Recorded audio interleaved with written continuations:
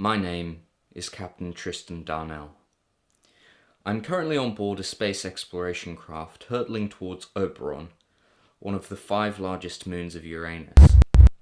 It will take us around a decade to reach Oberon and another decade to return. In order to conserve resources, each individual entered cryostasis 6 months after launch.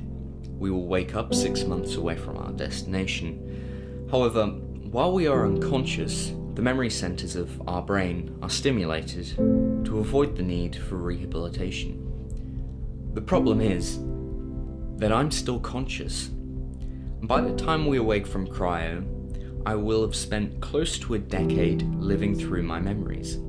The memory that I'm currently living through takes place on Friday, the 27th of November 2015. I am 18 years old, and I'm getting ready for a party.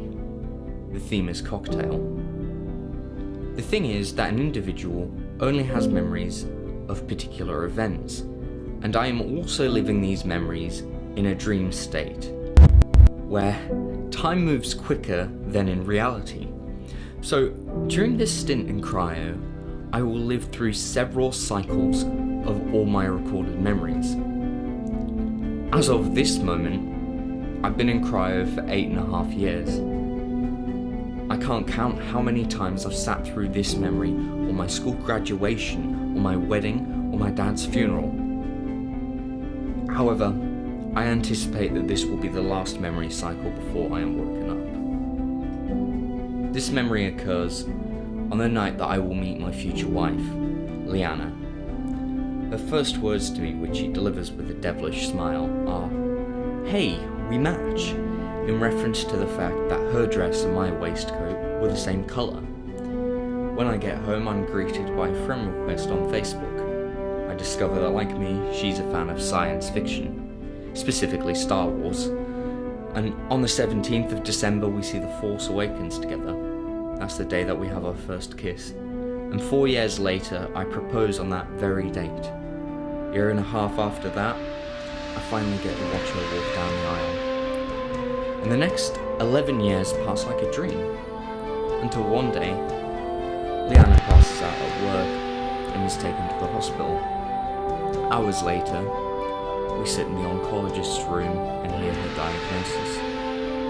7 cruel years later, we say our final goodbye. And she passes away holding my hand. She delivers her last words with a delicate smile. Looking me in the eyes, she says, "I'm glad we matched." A year later, I decide to join the space program. I figured that 2 decades of space exploration would be enough for me to move on.